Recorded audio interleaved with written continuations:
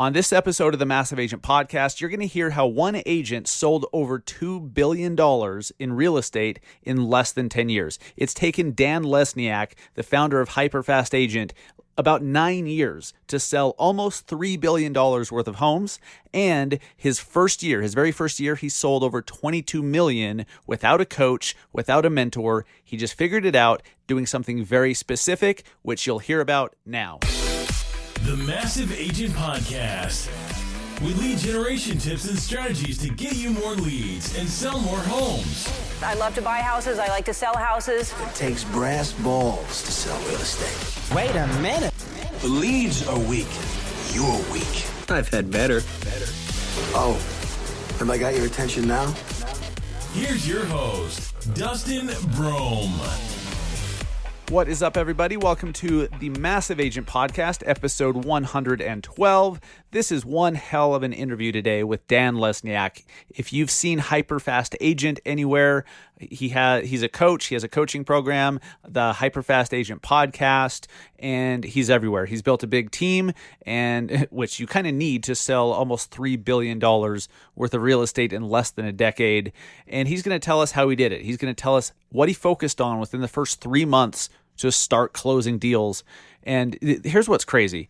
Like I said in the intro, Dan in his first year had $22 million of production.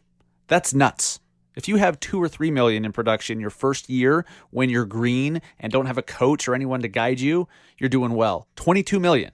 And so he's going to share with us exactly how he did it, what he focused on, where he focused on it. And I think you'll see it's genius. You'll hear why it's genius and how it's so duplicatable. And really all he's done to go from 22 million the first year to multiple billions with a B, multiple billions in production is basically the same thing, just scaling the shit out of it. So I'm super excited for this episode. Welcome to the Massive Agent Podcast. If you are new to this show, my name is Dustin Brohm, your host. I'm an agent myself. I have been for 9 years or so in the Salt Lake City area. I'm an agent with EXP. This show is a proud founding member of the Industry Syndicate, an Industry Syndicate production. We are the first and only real estate podcast network for the real estate industry. Go to the App Store, go to Google Play. If you don't have the Industry Syndicate app yet, please grab it. I have an announcement to make about the syndicate here in just a sec. But if you stumbled across the show, have no clue who I am, I'm an agent who learned some tactics and became very good at marketing to sell more homes, and it changed my business. I now am closing about 80% of my deals, and for the last few years even, 80% of my deals have come from my content and from online marketing somehow, some way, which is everything we teach you and everything I talk about on the show. I'm also a national speaker, trainer, and real estate marketing coach. I write a weekly column every Friday afternoon for Housing Wire. Super proud about that. You can read those over at housingwire.com.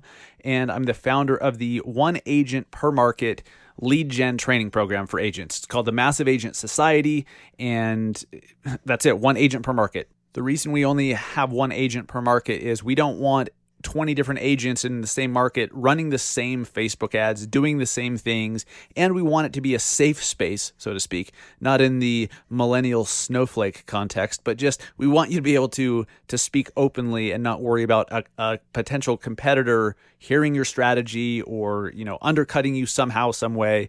Honestly, if you've listened to the show for a while, I don't really believe in that anyways. Like, I believe in being smart and not giving every little detail that you do, but there's so much business to go around. But I know a lot of people still are concerned about that. So we just, one agent per market. That's it. Once you claim your market, once it's sold out, it's unavailable to anyone else. So go to massiveagentsociety.com to see if your market is available. So before we get into the interview with Dan Lesniak from Hyperfast Agent, So this comes out on Thursday, the 13th. So on Tuesday, the 11th, a couple days ago, we launched as the Industry Syndicate our very first Industry Syndicate original podcast. It's called Behind the Breakthrough, hosted by Megan Anderson. If you if you have any exposure to the mortgage side of the industry, you've heard of MBS Highway. Megan is a vice president over at MBS Highway, and she does a lot of speaking and training on social media and video. And she's the host of the show, and it's a really cool deep dive into the stories of the leaders of our industry. It's really hearing the stories of our industry's leaders like Barry Habib, Phil Treadwell, Cindy Ertman, Shashank Shakur, and others, and hearing what kind of struggles they had to overcome, what kind of roadblocks they had to overcome.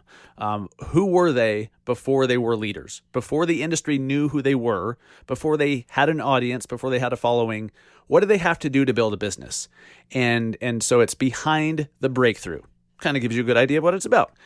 I highly encourage you guys to go check out this show, listen to the first couple episodes. We have 3 episodes out now. There will be a new one every single Tuesday. If you have the Industry Syndicate app, it's in there. You can also go to Apple. You can go to Spotify, Overcast, wherever else, Stitcher, wherever you listen to podcasts, and type in Behind the Breakthrough. Look for the black and white album cover and give it a listen. If you would, please subscribe to the show. I'm asking you as a personal favor to me and the Industry Syndicate. By launching these original podcasts, it's a huge part of what we're building with the Industry Syndicate Podcast Network. And so we're going to be launching a lot more original shows, and we really want this one to be a success. And so far it is. The first 4 hours of the day, it's been awesome. But please subscribe to the show. The more subscribers you have, if you guys have a podcast, the more subscribers you have in a rolling 48-hour window, the more likely your show is to rocket up to the top of the charts.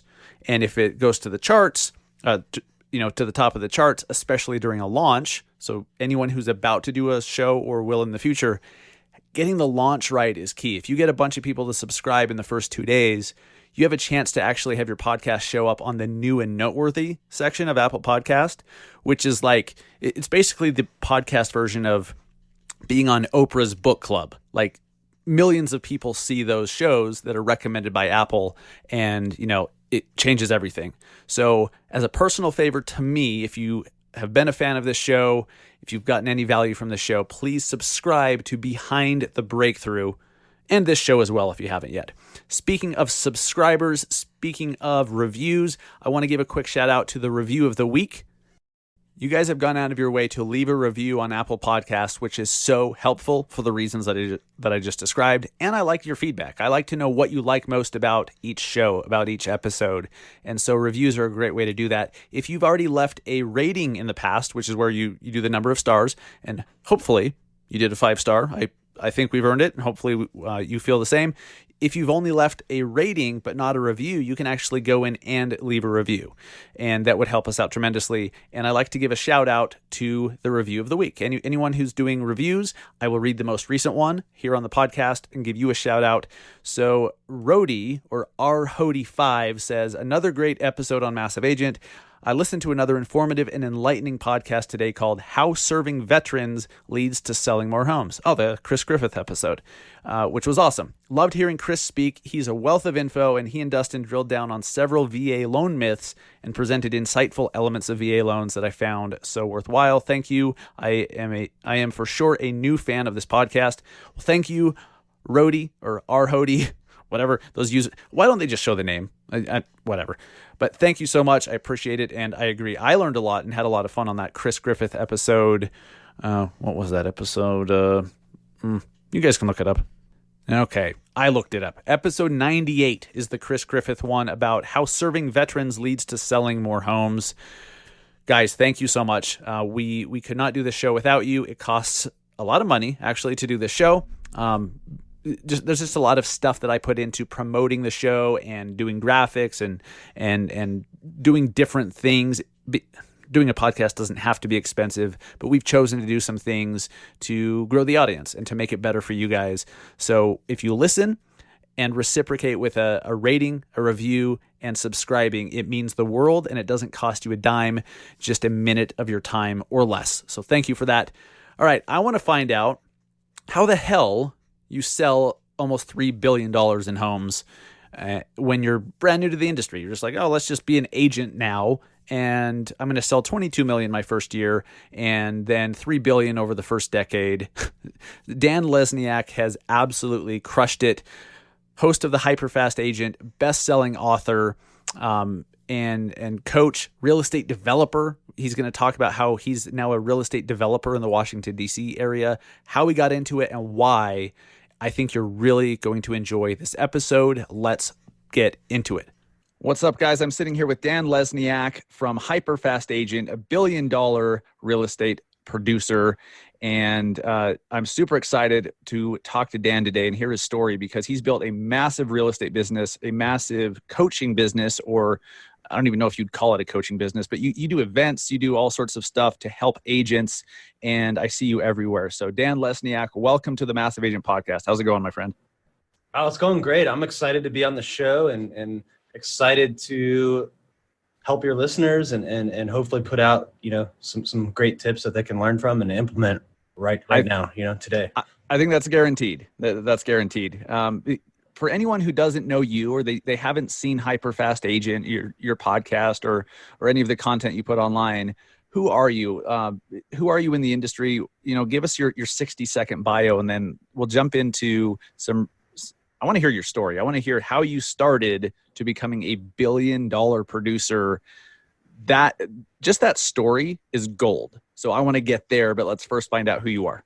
Sure. So I got in the industry in 2011 after failing to get my dream job coming out of business school. It turned out to be a very good blessing in disguise. And I had a really, really super fast start, sold over 22 million in my first year. About a year after that start, after my first year, I met my wife now, Keri Shull, who was also in the business, and I was starting to build a team. She had a team that was about a year or so old, and we decided to, at some point shortly after meeting, we merged our personal lives, got engaged, merged our businesses, and we've grown it to a team that's sold a couple billion now. We sold about 400 million last year in 2019. So about 670 deals or so, 400 million in volume. And a couple of years ago, we decided to really go all in on a social media strategy, digital media strategy. So we did that for our own business. Then we started to do it for our coaching and training and education business, which we, you see behind me, Hyperfast Agent. And, that became something that grew a lot in the last year. We've got hundreds of agents now that we help, and thousands more that listen to our podcast or watch us on YouTube. And what else we got going on? We're also pretty big in development right now. So I've got 120 different condo units in the DC market in development right now that, we're equity partners on, and that will, in the next 12 to 18 months, we'll be selling. So a lot of stuff going on. Okay, I want to make sure that I come back to that point there, because I'm personally interested. Why build versus buy an existing complex? Either way, it's genius, and you're doing it at a big scale. You're buying a bunch of doors. So I want to hear more about that. If no one else does, you're just going to have to deal with it. It's my freaking show, but I'm interested. So Dan, what did you say you were doing right before you jumped into the real estate business in 2011? So I had a government contracting job. I got my MBA at Georgetown, and I had a career before that in the Navy. So I thought all of these would make me the perfect candidate, nuclear submarine officer, MBA from Georgetown, all this stuff. Like, I'll be a shoe-in to go get a big strategy consulting job at McKinsey or BCG or Bain Consulting. And then that would be really cool, because I could work about 100 hours a week and travel, 4 out of 5 days a week and make $150,000, $160,000 a year. And that didn't work out. They all turned me down. So I decided to, actually ask them, like, what would give me a better shot to reapply next year? And they said, go get a experience that's completely different from what you've ever done. And I thought, all right, I'm buying my second house in the area. I've been buying homes since I was 23, because I had the access to the VA loans. So I started young. Right. And I feel like I know just as much as the real estate agent, the loan officer. I'm gonna go get my license, and I'll sell to a few family and friends, and that's how I'll get my, different experience for McKinsey and BCG and all these guys, and I'll reapply and they'll take me next year. Well, I ended up selling just shy of 23 million in my first year, and I netted over 350 that year. So I never reapplied. I just stuck with real estate. Yes, a good call. Good call, Dan.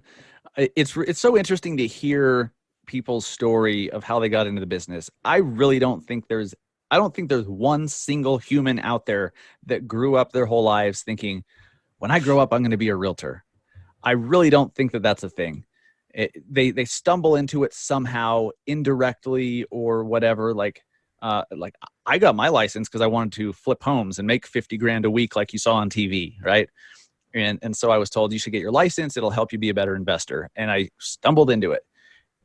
Yeah, I agree. Crazy. I don't think, like, unless your parents, did it, or you had a close family friend, I don't think anyone's like, when they're young, is like, I'm going to grow up and sell a home. Like, I don't think it exists. Right. Yeah. But it's so serendipitous. It's awesome. I mean, I'm sure you look back and you're like, thank God I didn't make it into those companies or get an internship. It's just wild. And so 22 million in production your first year, I think that qualifies as ridiculous. What were you doing that very first year to be so successful selling homes? Yeah, well, I like to think that my strategy was born out of, being like a genius or having just this really, really smart plan. But if I were to look back and fairly assess it, a lot of it had to do with just out of necessity. So I had a job as a defense contractor, which was an okay job. I mean, I was making close to six figures or maybe a little over with my bonus, but it wasn't one that I saw a lot of upside where, you're going to go get a 10% raise. Like, it just, it's kind of like government work. Like, you can count on a 3% raise every year, but, not much more. So, right.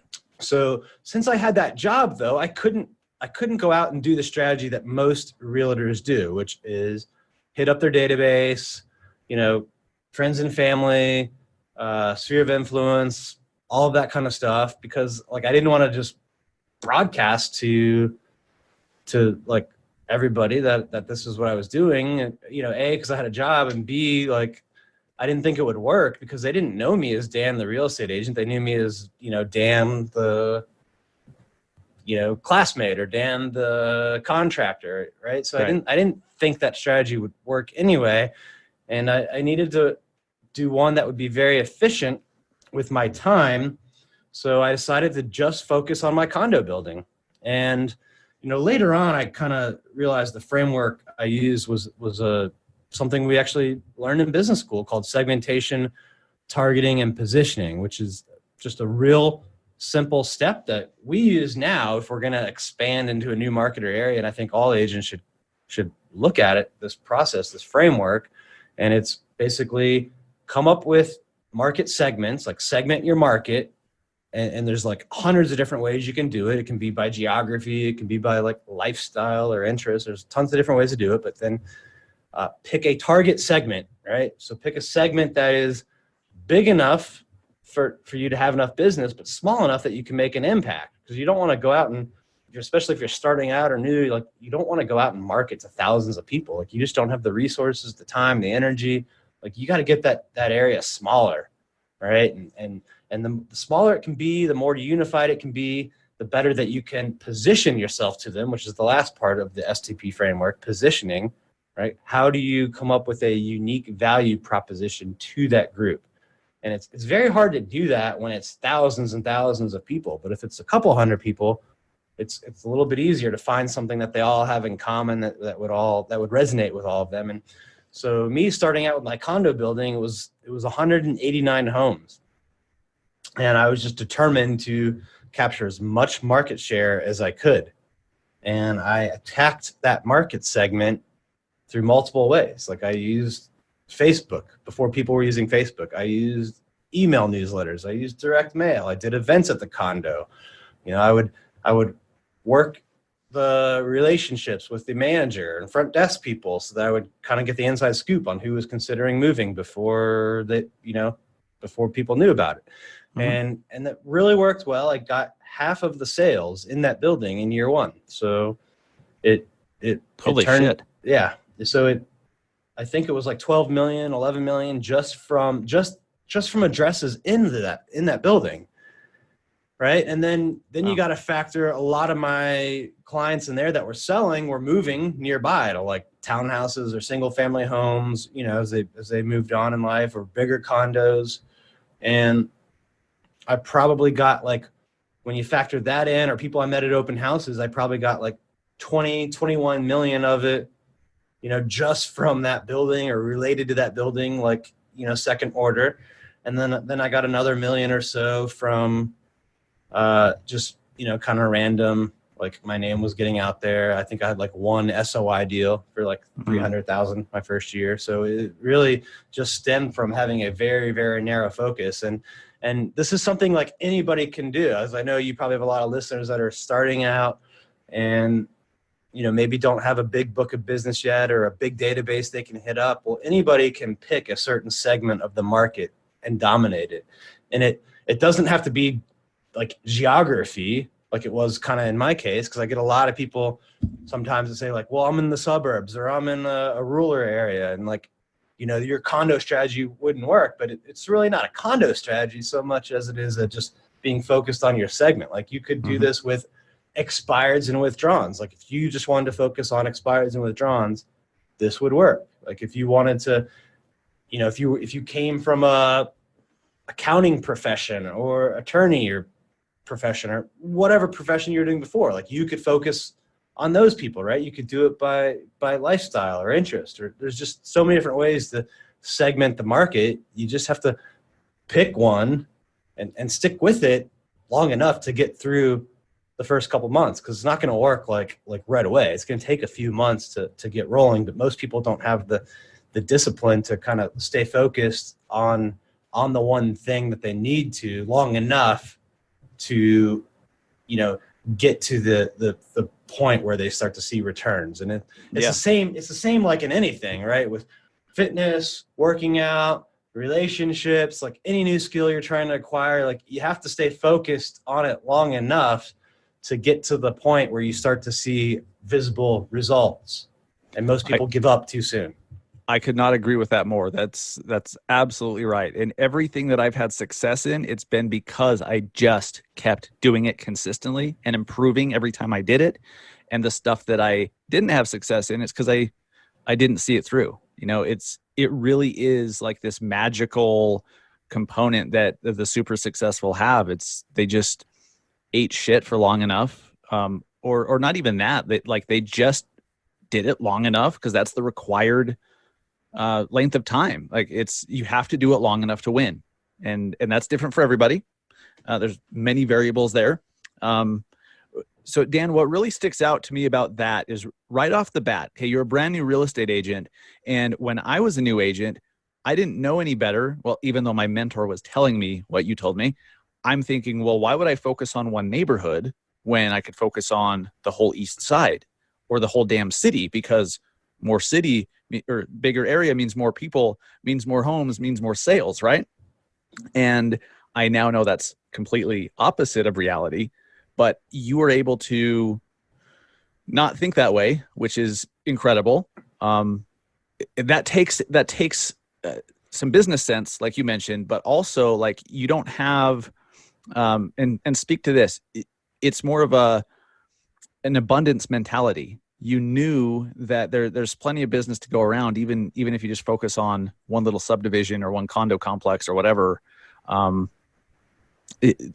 It's incredible that you were able to do that right from the get. Yeah, and again, I think part of it really, my circumstances pushed me in that direction. But the analogy I like to use is, if you've got a huge building, huge glass building, picture that, and then picture it next to a house, and if you grab a handful of pebbles and throw it against the side of this glass building. It's not going to do anything. But if you grab a small little rock and throw it through one window pane of the house next to the building, like it's going to crash through it. And that's the analogy I like to use to help people to get the picture. This is focused effort. Yeah. And it's, you want to focus as much effort as possible on an area that's small enough to have enough sales to be worthwhile. Like you don't want to get 100% market share of like 2 or 3 sales, right? So it does have to have a certain amount of size to it. But that's not what most people struggle with. Most people struggle with trying to not be everything to everybody. Exactly. And that's right where I almost blacked out during that. And I was like, oh, must do whole city, must do whole city. More people means more sales. It's just not true. So guys, if you're starting out or if you're struggling, look at your farm area, look at the area that you focus your effort on. And if you're thinking, I don't have one of those, well, that's exactly the problem. Like being able to, even if you only have $50 a month, let's say, to spend on marketing, that $50 spent on one street that has 60 homes is going to go a lot further than Facebook ads to the whole freaking city. You know, focus your efforts. Dan, when you were in that beginning, you know, you said you started to see some results after 3 months or so, which I think is even faster than most people should expect. What were some of the biggest headwinds or roadblocks that you came across that you weren't expecting, within those first few months?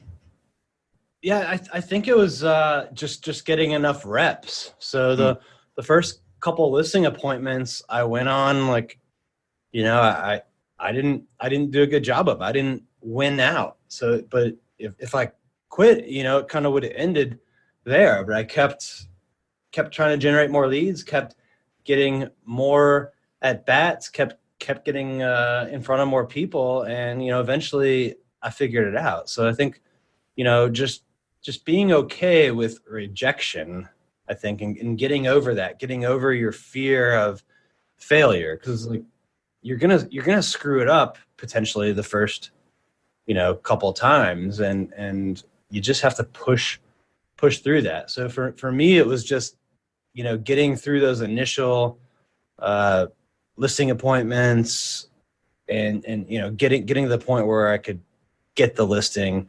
And it took about 3 or 4 times before I started to really start converting at a high percentage.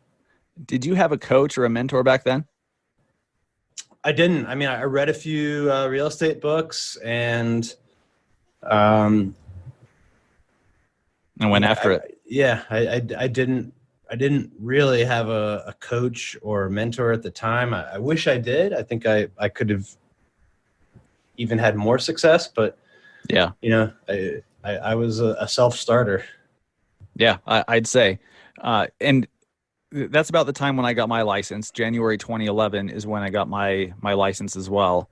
And it was such a different world. Like all the tools that we have available today are unbelievable. And I mean, back then I remember my mentor showing me how to post ads on Craigslist and how to do it like every 3 hours. So it kept being bumped up to the top. And yeah, I remember doing that. Yeah. Yeah. And so many little tools where you could make your Craigslist ad have HTML and look better. Like that was the game. And now we have live streaming. We have like targeted Facebook ads. And podcasting, everything. It's just nuts. And to see so many agents not taking advantage of the tools that they have is crazy to me. It's crazy. I want to get back to your story here in a second because you've had a very successful career over the last 9 years. But what do you see now that you know where you started, you know where you're at now, and you know what works? What do you see as the biggest mistake that agents are making, whether they're new or they've been in the business 30 years? Why are they not using the tools available effectively or at all? And what mistakes are they making? Yeah, I think the biggest mistake agents are making are not using digital and social media to the fullest extent. So like one of the most amazing tools we have is this, our cell phones. Yeah, our smartphones. Let the record show that Dan held up an iPhone, not an Android phone. Okay, there we go. Move on. Yeah. So, but they're all the same, right? Android, They really are. iPhone. They really are. I'm just a snob. I'm an Apple snob. Yeah, you can, no matter what, for like a few $100s, your cell phone can do so much, especially with video. Like everybody Can do basically everything. is walking around with a 4K video, device in their hands. And I don't see enough agents making videos, using videos to talk to new clients, existing clients, and being producers on social media. Like I think there's a lot of agents that are consumers more on social media, which is good to an extent, but at some point you got to go out and produce. You got to make videos, run ads, and just try shit and realize that you might suck at it the first couple of weeks or months or even a year. You will. You certainly will, I think. And the cool thing about it is everyone thinks like, oh, once you put it on social media, it's out there forever. And like, if you post something that's like god awful, like maybe that's true. But and I'm like talking something that would reveal like a severe character issue. But if you're just fumbling around making a bad video, like no one cares. Like maybe Joe Schmo will make some snarky comment, but A, that's good, get you more engagement. And B, like the average life on social media posts is there's a chart somewhere, but kind of it's different on the platforms. Like I think on the short end, Twitter, like a tweet is like 14 minutes and it's gone.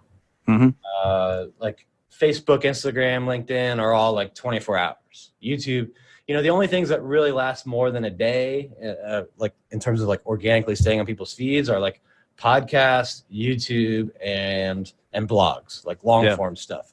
The short posts are, they're all gone and off of people's feeds like within a day at most. And that should give you a lot of, courage, I think, to go and try and just be documenting what you're doing for your clients on a daily basis, or documenting your efforts to make it in real estate, and communicating your value proposition. So I think more agents need to use social media more often.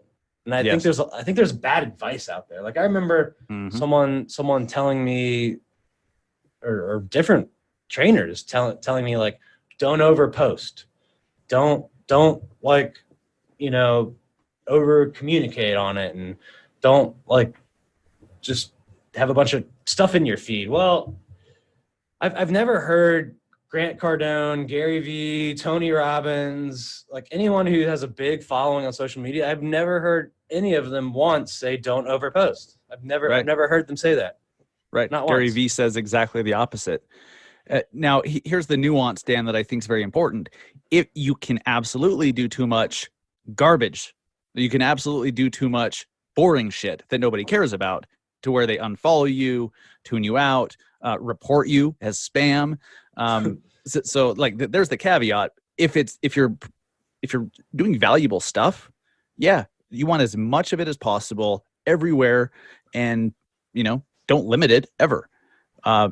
But posting your listings, going live when you're in front of your open house, taking your listing flyer and putting it on Instagram, for God's sakes, that stuff you can do way too much of. Once is too much, in my opinion. But if you're doing good stuff, just keep doing it over and over and over. Yeah, I definitely agree with the posting the open house flyer in the feed. That one's been done too much. Like get more creative than that. Like highlight something more interesting, and There's a lot of laziness, and on one hand, I understand if you're just jumping into the game, which Dan and I just told you need to do, and you do that stuff because you think that that's what you do. I get it, but you also need to be more conscious and intentional and think about what that consumer actually wants to hear, what they actually care about, what they'll actually tag their friends in or share, usually it's not a whole lot of real estate related stuff. It's usually local content or something that you just happen to be an agent sharing this helpful stuff that appeals to the community. You can absolutely overdo all that stuff. And I think most agents do. I think it's the biggest mistake they make. So like, don't let this discourage you if you have been doing it. Like, now you're awake. Now you're woke. So start doing the right shit that people care about, but don't stop, just change the content that you do. Okay. The subject matters a great deal. Yeah, I agree. Like we get our highest engagement typically on either highlighting local businesses with videos. So we did a whole we do a whole video series on local businesses, restaurants, bars. Parks. You're in DC? Yeah. Okay. DC and Arlington. So it's okay. It's on both. And that was a strategy we learned from Gary Vee. We had a meeting with him after one of his conferences in the area and got to meet with him for an hour. And he talked about this digital mayor of your town strategy where you're kind of like the go-to person or organization just for like information on what's happening locally, right? And people engage with that more than any kind of real estate stuff we put out.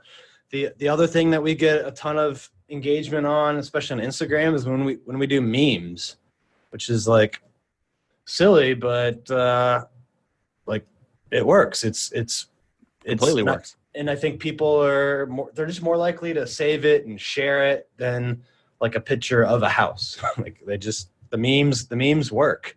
Like people want to be, on social media, I think they want to be educated, entertained, or empowered. So you got to figure out a way to do one of those three. Absolutely. Spot on. Let's jump back to, your first year. You've really found a groove by focusing on your condo building, your condo complex. And then you found that people are moving up, like they're upsizing, and now you're helping them with those purchases as well. And your business has exploded in year one. When was it that you realized this is what I'm going to do? Like, I'm onto something. I'm obviously good at it. I'm doing the right things. This is it. Was there a moment specifically you remember, or you just kind of eased into that? Yeah, no, it was early. It was really before I started to have all of the closings in the pipeline. Like I knew it was about to take off. Like, just from having listing appointments, meeting with buyers, I knew that like in 60 days, this is going to get pretty big. And I think this was like the end of 2011. And then all of a sudden, like between Thanksgiving and New Year's, like I put like, I think it was like 11. Yeah, I think it was like 11 transaction sides I kind of put in the pipeline, ratified between like Jan 1 and sometime in March. So I had like 7 or 8 million, I think, in Q1, like under contract going into that year. And I still had my full-time job, by the way. So I kind of started running the numbers, and I was like, dang, I'm going to make more in Q1 than I would the entire year at my job. In a fraction of the time. Yeah. So that when I realized that, I kind of realized like, okay, I should probably quit my job, because if any one of these deals falls out or I miss out on another deal because I'm doing something with my work, that's going to cost me more money than like being there for two months or 3 months. So, right. It wasn't too long after that. I met with my boss, and it was one of the most liberating days of my life when I said I quit. Like not because it was a terrible organization or anything like that, but it was just very, very liberating and freeing to kind of finally have found my groove and knew that I was where I was supposed to have been. And, I still remember him asking me like, It's like, okay, you're gonna quit and go into real estate. Like, do you know like which company you're gonna go to? Or they had no idea I was an agent. He's like, how's that gonna work? Like, and I was like, I think I'll be okay. Don't worry about it. And he's like, well, if there's anything we can do to like keep you, let me know. And he was like senior vice president, like second highest at the company, I think. And like I knew at that moment, like I was going to make more than him, like Right. in real estate that year. Most liberating environment. Is it that feeling had anything to do with your shoulders, you have control, or was it at the time, or was it just financial? I think it's both. Like, yeah, it was going to be a great financial opportunity, but it really is, put you being in charge of your destiny. Like when you're, there's a lot of jobs you can be at, especially if they're government related, and I love the government industry because it helps our real estate values here. But there's a lot of jobs in that industry where you can bust your butt and get a 3% raise, or you can mail it in and get a 3% raise. And to me, that's just, yeah, there's a lot of security there, but it's just not as fun as being in completely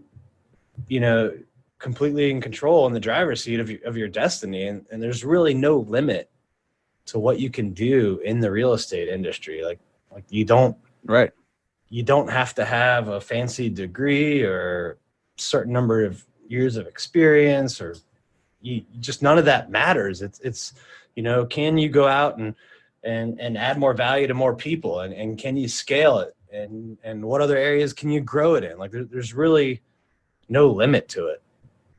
I think it's one of the most powerful industries anyone could get involved in because of all the different directions they can go, all the potential revenue streams outside of just commission from closings, and I made a note because I want to make sure we get back to you why you're developing and building condos in the DC area. I mean, that's one of the things. Like, you now have this experience, and you're out there seeing properties every day, and you're talking with buyers and sellers every day. And so you're naturally like the best real estate investor, the best developer. How many people actually take advantage of that?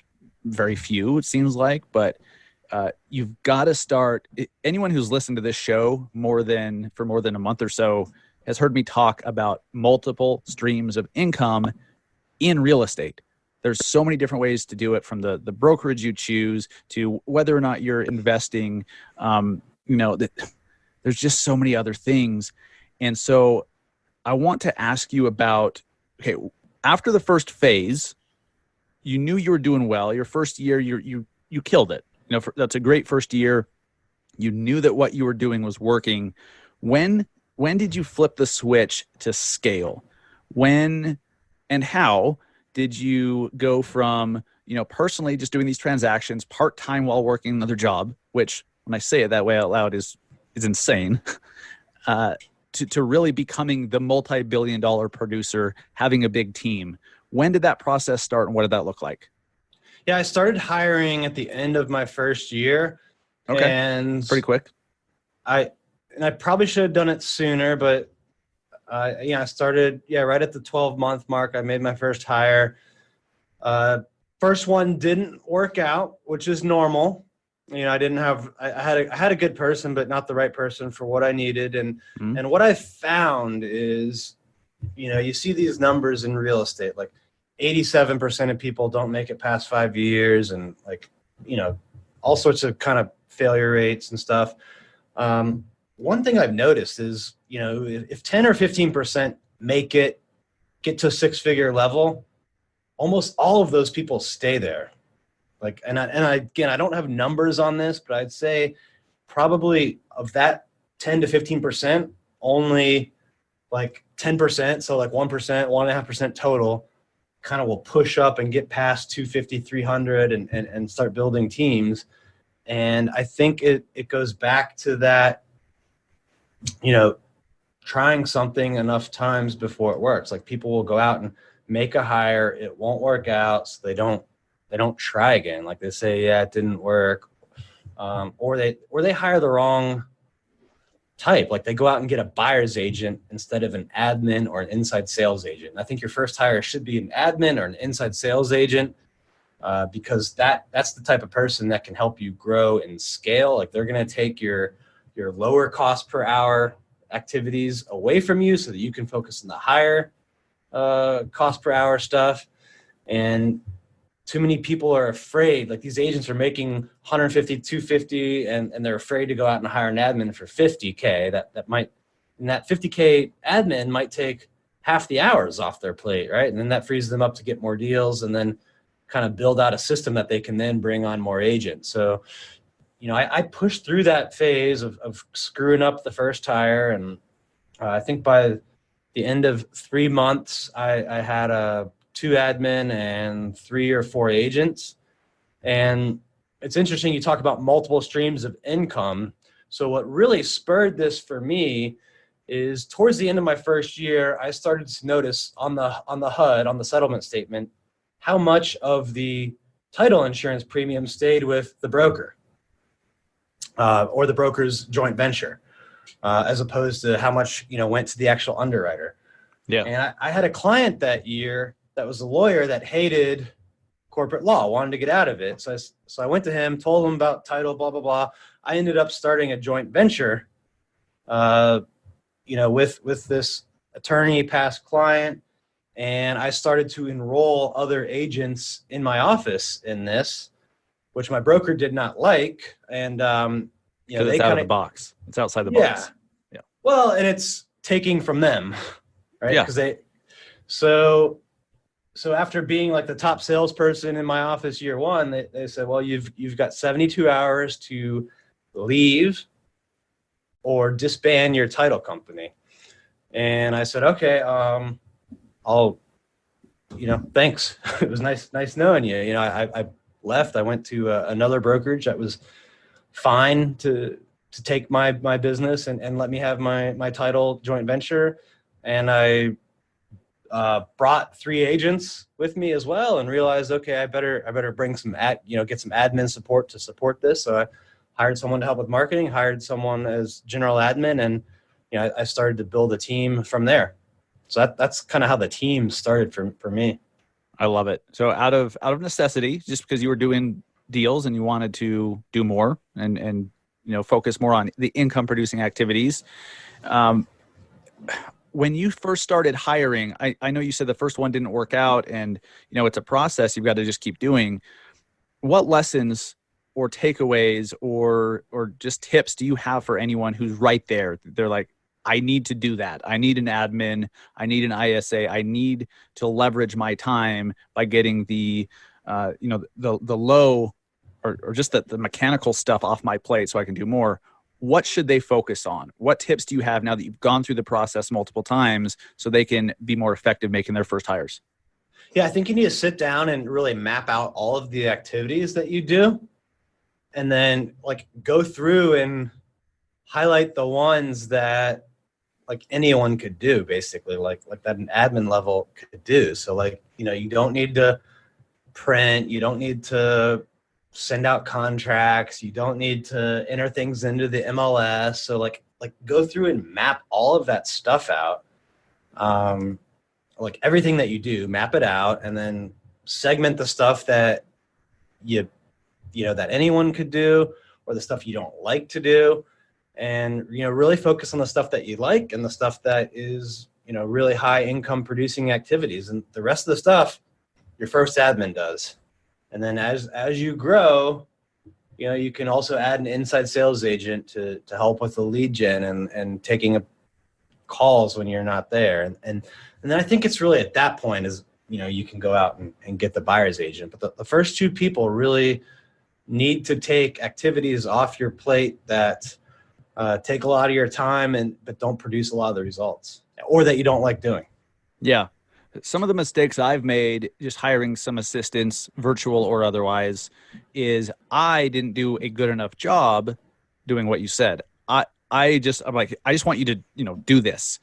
But unless you define clearly what this is, how the hell are they supposed to know? They're not mind readers. If you want them to take certain tasks or concepts of tasks off your plate, you need to clearly define those. I screwed something up because I didn't do that.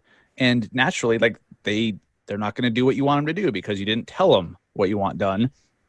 I see a lot of people doing that though, Dan. I don't know if they just don't understand the importance of really defining the duties that you want done, or they just don't, I don't know, they just don't see a need, or they just don't want to take the time. I don't know, but I think that screws a lot of people up. Yeah, the intentionality and the time, like you got to be intentional about it. You got to give it time. Too many people wait too long to hire. And then two things usually happen when you do that. First, you lower your standards. So you need them now. So you'll take someone that maybe you wouldn't have taken if you had more time. And then two, you don't train them because you're busy. So you don't train them enough. You don't define the roles. You don't set expectations, all of that. So now you potentially have someone that's less qualified than you really want and undertrained. And really that's on you. It's not on them. Right. It kind of completely switching gears from hiring and scaling. I hear this a lot from people that they want to have the results of a big team, but they're like, well, I can't do that because my clients want to work with me. Or if I'm doing content, they want to work with Dustin. I can't refer them off to a buyer's agent. Like if I do that, they're going to want to work with me, right? Well, you're obviously not personally working with every single one of your clients for your team. Speak to that concern and how you've helped to make that seamless so that it works. Yeah, Keri and I have been out of production for a few years now. And there are some people that we may never win. And to me, that's okay because we have so much more leverage that it far, more than makes up for it. But yeah, I think the key is to really highlight the advantages you can offer as a team. So like we've got a diagram for buyers and for sellers of all the different types of activities that go in to, helping them find a home or helping them get their home sold. And for each one of these activities, we tell them who will do it. And we call it, the concept of being a team of specialists. So, if buying or selling a home involves 6, 7, or 8, different functions, do you want one person that's a generalist doing it, or do you want a highly specialized team of experts, right? And we'll kind of do, so we've got like our diagram of all the specialists, and then we'll have a diagram of a solo agent, juggling 8 different things. Right. And then to me, it's especially in our market, low inventory, high demand. That's the characteristic of the DC market. If a hot new listing comes on the market, do you want to be beholden to one agent being available to show you the home? What happens if their kid has a soccer game? What happens if they're sick, on vacation, with another client? Do you want to miss out on that opportunity, on seeing that home, first thing Friday, so that you can get an offer in maybe before the offer deadline, or get an offer in before other people can see it, right? And if you work with us as a team, like you're going to have access to more off-market homes or more homes that, other people don't know about yet. So like those are kind of some of the things I would highlight on the buyer side. And on the listing side, I'd say, look, sign conversions mean a lot. Like converting new leads mean a lot. If I'm with you or I'm with another client and a new lead comes in on your property, how am I going to respond to that lead? And we'll pull out the MIT as a classic study on this.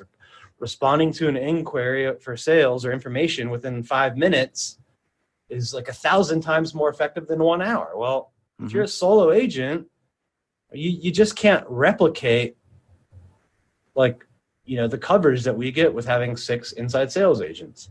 So yes. What I tell them is you get a whole team of specialists, which frees me to train them how to best do the job for you and to be involved when necessary at the most important points for you. Yes. And that works most of the time. And if someone really wants like to be handheld by the lead, by the main person, the whole entire time, then they're just not a good fit for us. And you have to be okay with that. Yes, I love that. So really, you just do a great job of setting expectations and explaining how it works. It's just like, you go to the doctor's office. You have your doctor. Let's call her Sally, but she's not also checking you in at the front desk. She's not also getting your weight and blood pressure and everything. And she comes in after her team handles that stuff. You just accept that. When we all go to the doctor, the dentist, go meet with an attorney, go to wherever the hell, we just accept that that's the process. So it's no different. You just have to explain to people what you do and how you do it and why it's good for them. I think that's the point that a lot of us miss, Dan, is we maybe explain the process, but we don't explain why it's actually better for the client this way. Yeah, no, I wholeheartedly believe it's better for the client. And I believe totally if you're an agent and you're using this as an excuse to not grow, then, I would re-examine that. And if you don't want to build a team, that's fine, but don't use this is an excuse not to, and it's okay not to, but find the real reason why you don't want to, and just make sure that that's valid and that you're okay with that. And if that's, if there's some reason you don't want to do it, that's okay, but don't use the excuse of my clients only want to work with me. Now, yes. Conversely, because I know there's a lot of solo agents that will be listening to this, I just laid out the argument I would use in front of a client of how to win the business over a solo agent. If you're a solo agent and you're competing against someone like me, I think there's two things you want to highlight. One is, Mr. Seller, Mr. Buyer, you're going to get just me. You're not going to have to worry about dealing with 5 or 6 different people. You're going to get just me the entire transaction. So I would definitely go that route. And then if it's a seller, right, if you're competing against the big listing agent that sold a bunch of homes in that neighborhood, I would say, look, if Dan screws up a listing in this neighborhood, he's going to be okay because he's sold 50, 60, 100 more homes in this neighborhood. He's got a record he can point to. You're right. I've only sold a couple, or I haven't sold any. So I've got even more pressure and more reason to succeed, because if I screw up one of one or one of 2 homes I've ever sold in here, I may never get business in this neighborhood again. So I will be all in for making sure you get the best result. I love it. Great advice for the solo agents. Dan, real quick, because this could easily go 3 hours, and I'm not Joe Rogan and you're not Elon Musk. You are in real estate, but not, you're not going to smoke weed here on the show like Elon did on Joe's. I want to keep this as close to an hour as possible. Let's talk about how you've now started to build a business. Okay. Now, that's what we've been talking about, is building your real estate team, but now you're stepping out into other streams of income that aren't reliant on the closing of a transaction. Real estate investment. You mentioned developing condos in DC. Tell us about that. How long have you been an active real estate investor? And then speak specifically to why you're developing condos as opposed to just buying an existing one. Yeah, I started as a real estate investor before I was an agent. So yes, I bought my first home at age 23 using the VA loan. That was $180,000. So I got in with 0 down, which was cool. Sold it 2 years later for $240,000. So that was a pretty Super good cool. ROI. Yeah. But in between there, I bought a second home, and I started renting that out. I then bought a third home, which that one I lost money on because it was in the middle of 2007, 8, in Florida, where I was stationed, which was not a good time to have been in the market. So I came out of that experience up a little, but lost on one of them, but up overall. So that was okay. And, learned lessons there. And then I got into the DC market, bought a couple condos up here before I started doing it as a professional. And then I started picking up deals as a real estate agent. So my first year, one of the deals I picked up was a seller financed 100% deal that I found, just through sign calls basically. And that condo I ended up flipping. I rented it for a year, then sold it. I picked up my first major development deal, which was kind of similar to what I'm doing now, but a little different, in 2013. So I had a sign call from this person that wanted to buy one of my listings, but they had to move fast and, because there was competition on it. So I made them an offer. I bought their home, and their home was an older home, but it happened to sit on an acre of land, which is very, very rare in Arlington. So this is only like 2 or 3 miles outside DC. Most acre-sized places you can put like 5 or 6 homes on, right? So that's just how big the lots are. And to get an acre was rare. I bought it for $2 million. I didn't know how I would close on it. I didn't know like how I would subdivide it, any of that. I just knew that it, being in at $500K per lot was a good deal. Yeah, I knew I could get 4 lots out of it, maybe 5. And Keri and I got it under contract, and then went out, found a builder to partner with, and we ended up subdividing it, put 4 homes on there that each sold for like 1.7 to 1.8. And wow. Yeah, we made, I think we made a little over 400 on that deal. Our share, we split it with the builder. Sure. And so that it started to evolve, and I started to find more of these opportunities. First was single family homes in Northern Virginia. And eventually we realized, okay, we can do more if we raise money from investors. So we started raising money from investors. And again, we only were doing a couple of deals. And then in the last really 18 months, we started to focus on doing condos in DC. So we would buy row homes or small apartment buildings, and we'd end up with like 4 or 5 or now some of them are 10 and 15 condo units that we could, chop these up into. And what we found was, the margins were a lot better than the single family homes because we were getting density, and having the density really increased our margins. And it was really a great size to be at, because, our typical deal now, 5 to 15 units, that it's too big for the small guy, the starter to do, because it usually requires about $1 million of equity and, maybe 3 or 4 million in loans.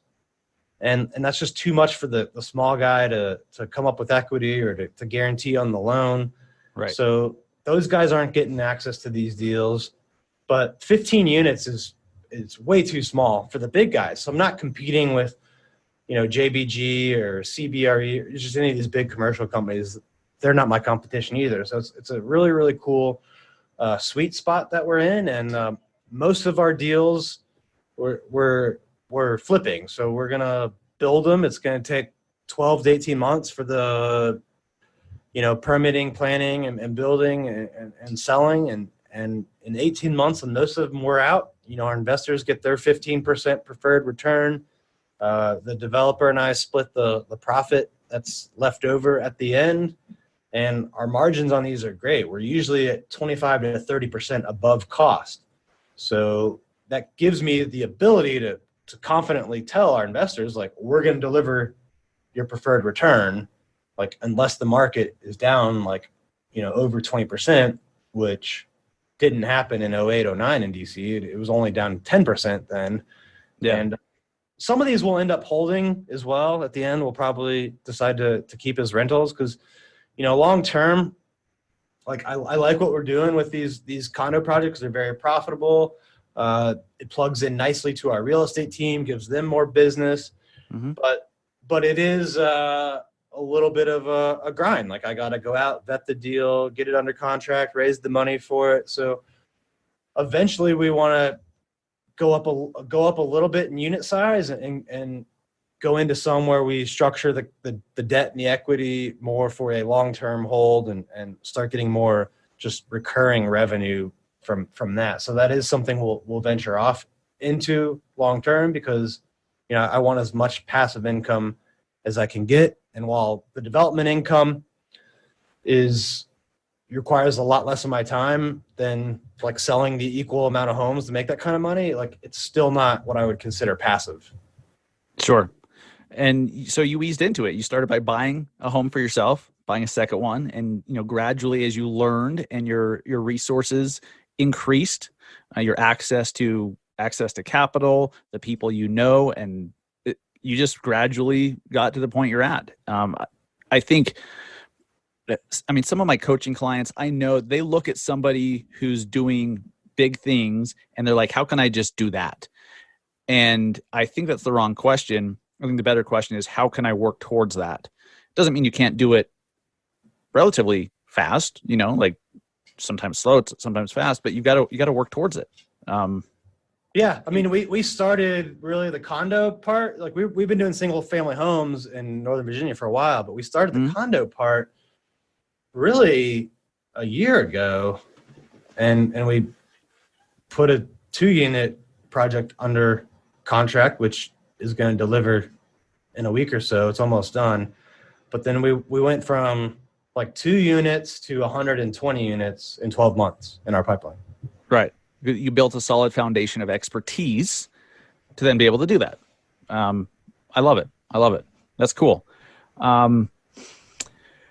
Dan, any last words of advice for anyone who's struggling right now in their business, or they're brand new and they're like, Dan, you've laid it out perfectly. I want to follow in your footsteps and build a big team. And then I want to branch out and have other related income streams going on.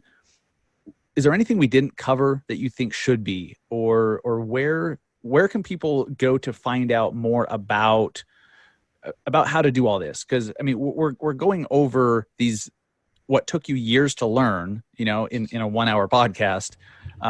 You guys did an event recently, right? Like Hyperfast Summit or something. Did you guys do more events? Do you have a podcast too? I'm asking you this first. Normally we do our rapid fire questions. I'll get to those in a second, but how can people find out more about you and learn more specifics from you on how you built this?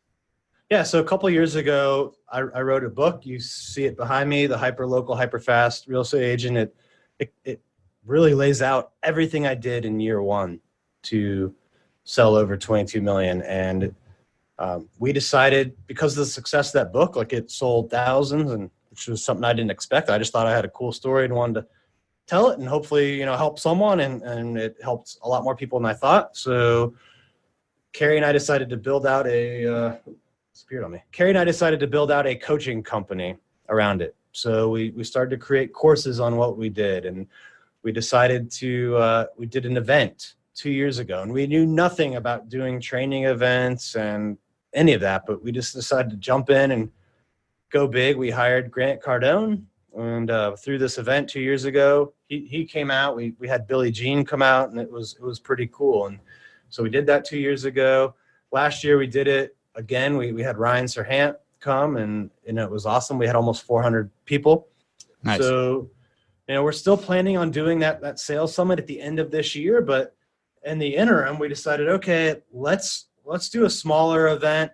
Let's make it more just about what we're doing, right? So let's teach people about how to generate leads, whether they're a team leader or a solo agent, right? How to generate leads, like all the different ways we do it. Let's get them in front of our inside sales agents and teach them how to convert on the phone, and have our top listing agents, top buyers agents, teach them how we work with buyers and sellers. And so we're going to do this 2-day event in our office, March 4th and 5th. It's a boot camp. This year? 2020? Yeah. Okay. Yep. So it's coming up in less than 30 days now. Nice. And it's going to be, limited because it's in our office. Our office is big, but it doesn't hold hundreds of people. So this is going to be like under 100 people, very hands-on, a mix of general sessions. It's going to be, we'll have breakouts as well. So like solo agents, team leaders, all of that, so anyone can come and get specific advice for where they are in their business now from us, from our team. And it's going to be March 4th and 5th. And it's going to be awesome. There's not a ton of spots left because it's not a big event. Love it. So what I'm going to do, we have a couple days before this goes live. So guys, if you want a link to this, go to massiveagentpodcast.com/hyperfast.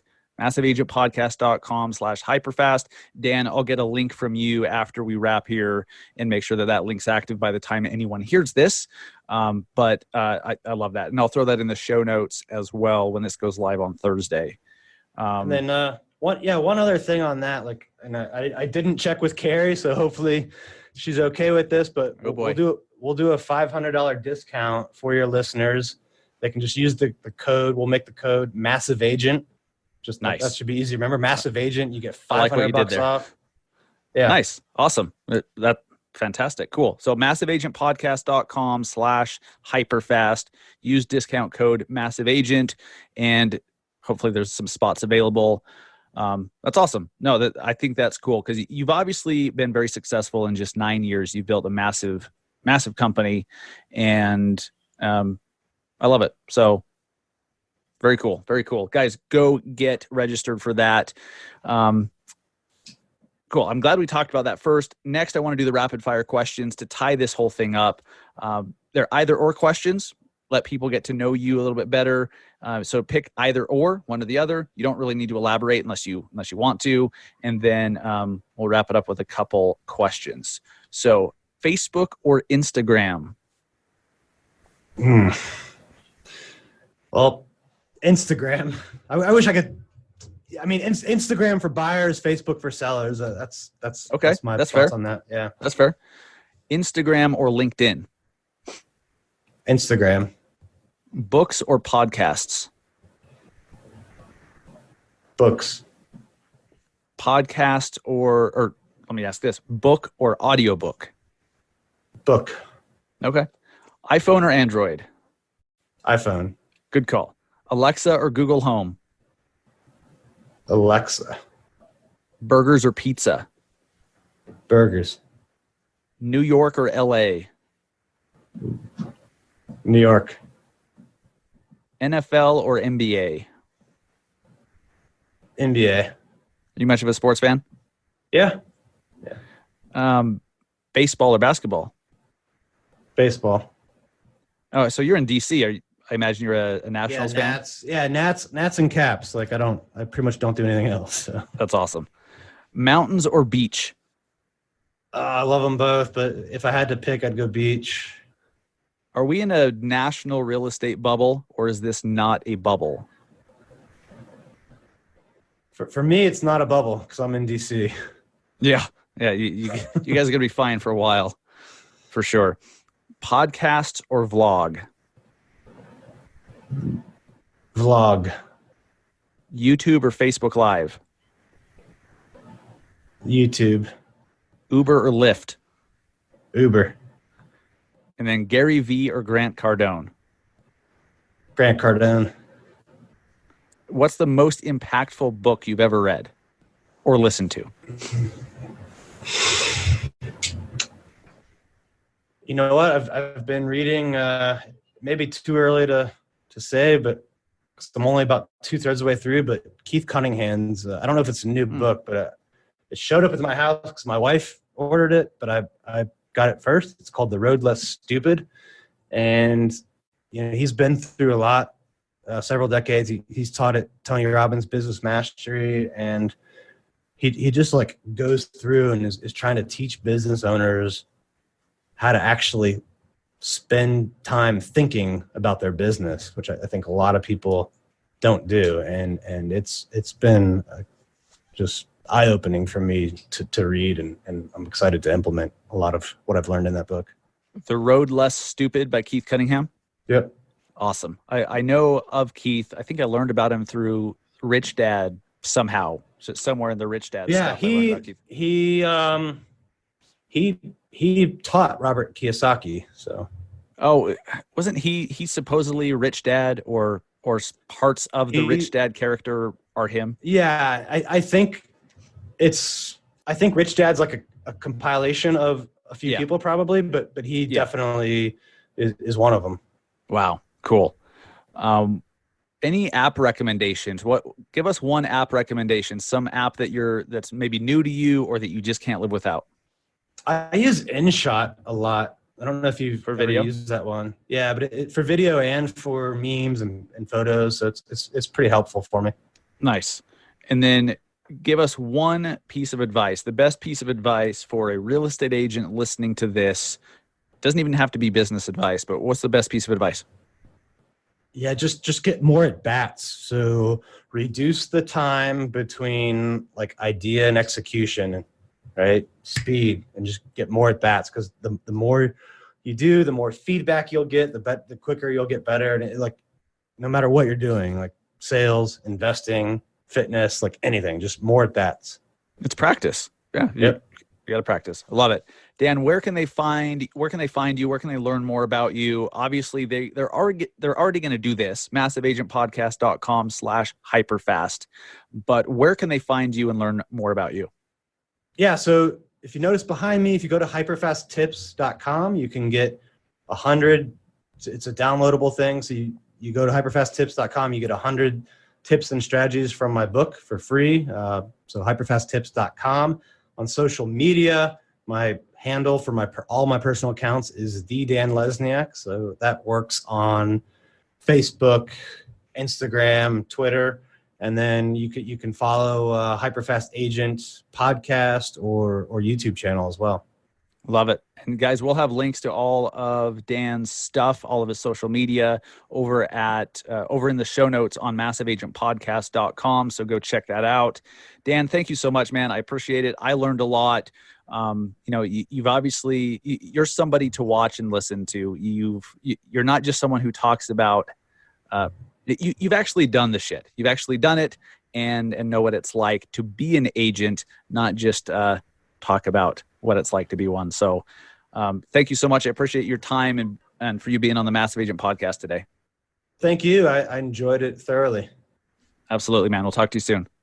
It's incredible what the power of focus, or incredible the power that focus has. Like I said when I was talking with Dan, one of the bigger mistakes I made in my real estate career was when I started, I didn't pick a small enough area. I went big because I thought the more people, the bigger the area, the more potential clients, the more homes I'll sell.